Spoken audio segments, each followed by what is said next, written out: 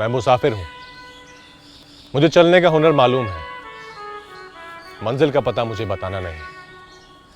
ये रास्ते सबके हिस्से नहीं आते, इन राहों पे कोई चलता रोजाना नहीं। जिस्म थक गया है, सफर बाकी है, लेकिन मैंने पैरों से कहा चाहे कुछ भी हो, रुक जाना नहीं। रुक जाना नहीं, तू कहीं हार के। कुछ लोग सबको रास्ता दिखाते हुए बस चलते रहते हैं, अपनी हिम्मत से उम्मीद का सफर तय करते हुए। सालों की पढ़ाई और तजुर्बा एक डॉक्टर को किसी भी बीमारी को समझकर उसका इलाज करना सिखा देती है, पर कोई भी किताब ये नहीं सिखाती कि अपने फर्ज और रिश्ते के बीच किसे चुनना चाहिए।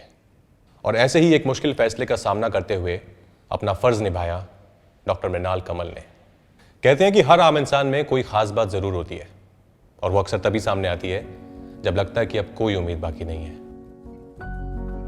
24 मार्च 2020 कोविड-19 के केसेस रोकने के लिए पहला नेशन वाइड लॉकडाउन शुरू हो गया था। दिल्ली के एक अस्पताल में डॉक्टर मृणाल कमल और उनके साथी मरीजों की मदद के लिए तैयार थे। खुद कोरोना से लड़ते हुए कुछ दिनों तक आईसीयू में भी रहे, लेकिन हार मानना तो उन्हें आया ही नहीं। तब भी नहीं जब उन्होंने अपने पिता को खो दिया और उनसे आखिरी बार मिल भी नहीं पाए। मैं हूं राजकुमार राव और मैं मिलवाऊंगा आपको डॉक्टर मृणाल कमल से। और आइए साथ में मिलकर जानते हैं उनकी इस सेल्फलेस और इंस्पायरिंग स्टोरी को। Doctor Mrinal, thank you so much for being with us today. कैसे हैं आप? बस ठीक हूँ sir.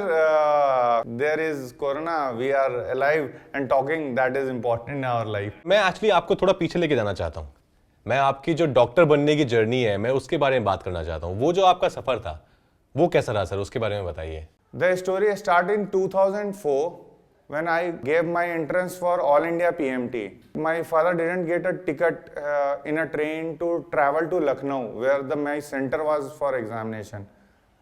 We traveled from Patna to Lucknow, sitting outside a washroom, and my father was smiling at that time also कि ठीक है, लाइफ में एग्जाम तो देना ही है ना बेटा, that is important in life. मैंने बोला हाँ ठीक है पापा, आप चलो। What I learned from him that moment कि don't say no for anything. If it's in your capability, just do it. I spent a long period in Maharashtra, 14 years of my life in Maharashtra. On 13th of September 2004, I joined my MBBS. That was the moment when I learned कि my father was like awesome for me. That's so sweet, sir. तो आपकी कहानी सुन के लग रहा है कि आपके फादर का बहुत ही इंपॉर्टेंट रोल रहा आपकी ज़िंदगी में। तो सर मुझे आप बताइए कि उनकी ऐसी कोई सिखाई हुई कोई बात, कोई एक बात जो आज भी आपको याद है, जो आप ज़िंदगी में हमेशा फॉलो करते हैं। दो चीज़ें सर। पहली चीज़ ये है कि don't say no to anything, और दूसरी चीज़ है कि if you can help anyone, you should help him. Doctor, जैसे हमको पता है कि पिछला साल जो है, और ये 1.5 साल जो गया, ये डॉक्टर्स के लिए, हमारे फ्रंटलाइन वॉरियर्स के लिए, वर्कर्स के लिए बहुत टफ रहा। सर ऐसा कोई मोमेंट आया जब आपको लगा कि सब कुछ शायद रुक गया है, या कि कैसे होगा, बहुत मुश्किल लग रहा है आगे का सफर? The whole story start from 24 of March 2020 when the lockdown was started. Yeah. So we started working for COVID patients from that time only. I used to cry sometime कि ma'am, there is a 35-year-old patient and we can't do anything. After treating COVID patient, I suddenly got ill. I was knowing somewhere in my guts I was getting a fever episode, so it's a COVID. I was knowing that. I spent 32 days in ICU. 32 days. And at that moment I felt कि how a COVID patient would be feeling when he is dying. Some of my juniors really helped me, sir. ठीक ना, I really owe my life to them. तो उस समय मेरे को लगा कि दुनिया रुक गई है मेरे लिए। I can't even imagine कि कैसा रहा होगा वो मोमेंट आपके लिए। सो डॉक्टर, मैं एक्चुअली आपके बारे में पढ़ रहा था, मुझे पता चला था about your fathers demise. I am so sorry for that first of all. आप उनको आखिरी बार देखने भी नहीं जा पाए। मैं आखिरी बार ना, they have gone to visit Goa for some personal work. On 5th of May 2021, It was raining in Dehradun, sir. So it was very cloudy. I was knowing that something is going to be wrong right now. I was in ICU at that time, and it was heavily raining outside. So suddenly at 11 p.m. it stopped raining and there was sunlight. So I got knew that my father has expired. It was an internal gut, and it is very pathetic, sir. Being a elder son, you can't see your father's face on last moment of his life. I can't bring back home. I will cry. Maybe throughout life I will cry for that thing.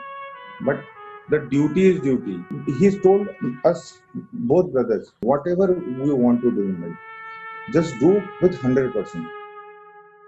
तो यही मेरा और मेरे पापा का रिश्ता है और बस He's right there with you and I'm sure he's very proud of you जो आप सर्विस कर रहे हैं जिस प्रोफेशन में आप हैं और स्पेशली इस टाइम में जिस तरह से आप सेल्फलेस होकर लोगों की मदद कर रहे हैं he is very very proud of you sir मुझे तो आपकी कहानी सुन के सच में लगता है कि आप हमारे लिए एक सेल्फलेस सुपर हीरो हैं ही और आई थिंक आपको बहुत सारे मैसेजेस आते होंगे कॉल्स आते होंगे वीडियो मैसेज आते होंगे आपके पेशेंट्स के आपको थैंक यू बोलने के लिए हमारे पास आपके लिए एक छोटा सा सरप्राइज़ है ये एक ऑडियो मैसेज है हम चाहते हैं कि आप ये सुने डॉक्टर मृणाल आपने मेरा इलाज तब किया जब किसी दूसरे अस्पताल ने मेरे सर्वाइवल के चांस सिर्फ 50% बताए थे आपका कारण मुझ पर ज़िंदगी भर रहेगा आपने न सिर्फ मेरी जान बचाई बल्कि 2 परिवारों को बचाया है आपकी वजह से ही मैं अपने परिवार से दोबारा मिल सका अपने बच्चे को दोबारा देख सका ईश्वर से मेरी प्रार्थना है कि वो जीवन में आपको और तरक्की दे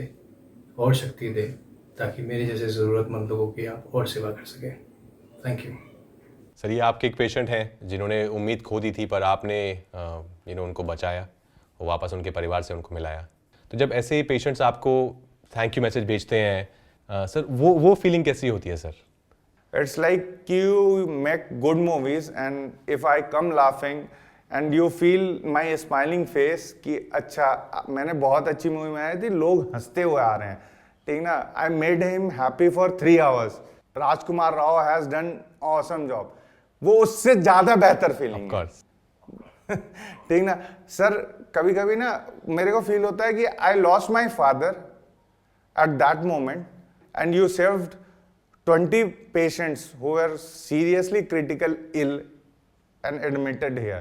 So डॉक्टर मृणाल हमारे और हमारी पूरी टीम की तरफ से आपको और आपकी पूरी टीम को अ बिग थैंक यू जो आप कर रहे हैं उसके लिए बहुत बहुत शुक्रिया और सर मेरा लास्ट सवाल ये है कि आप जो हमारे बाकी डॉक्टर्स हैं जो हमारी कंट्री में वर्ल्ड वाइड जो काम कर रहे हैं बाकी और डॉक्टर्स हैं पूरी दुनिया में उनको आप क्या कहना चाहेंगे ताकि वो भी आपकी तरह जो है बस इस राह पर चलते रहें मैं एक ही मैसेज देना चाहूँगा सर कि हाँ it's a worst time for us for everyone बस हमें हिम्मत नहीं हारनी है हिम्मत हार जाएंगे तो सब कुछ खत्म हो जाएगा और जब कोई यंग मरता है या कुछ इस ढंग का मरता है तो हम भी परेशान होते हैं कि क्यों हुआ है ऐसा हम क्या नहीं कर पाए इसको क्यों नहीं बचा पाए तो as a doctor faculty I will tell कि हम हिम्मत नहीं हारेंगे और कोई डॉक्टर इंडिया में ऐसा नहीं है जो हिम्मत हार रहा है still working, still getting COVID, getting recovered, again back to work.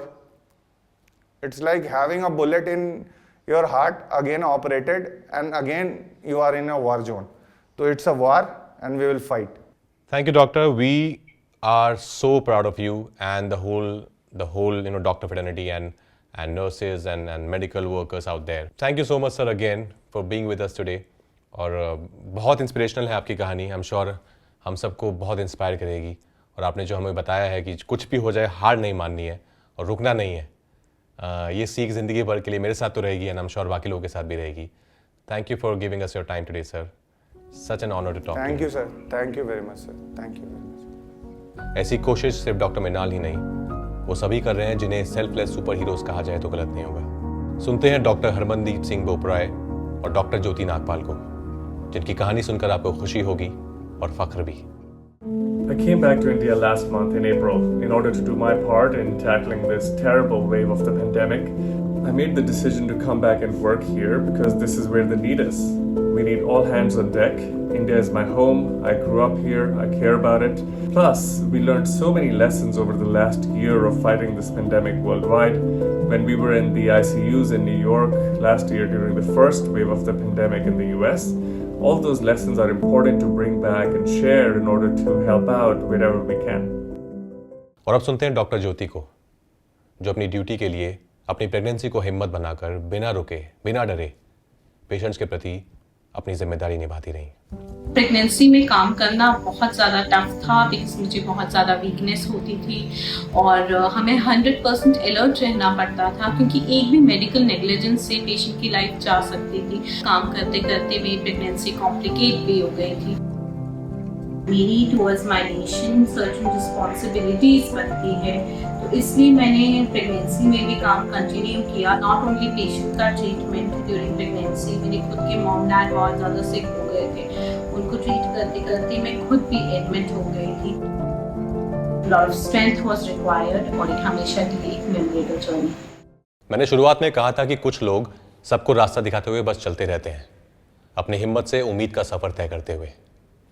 And people like Dr. Mrinal, Dr. Harmandeep and Dr. Jyoti show us that there is always hope for humanity.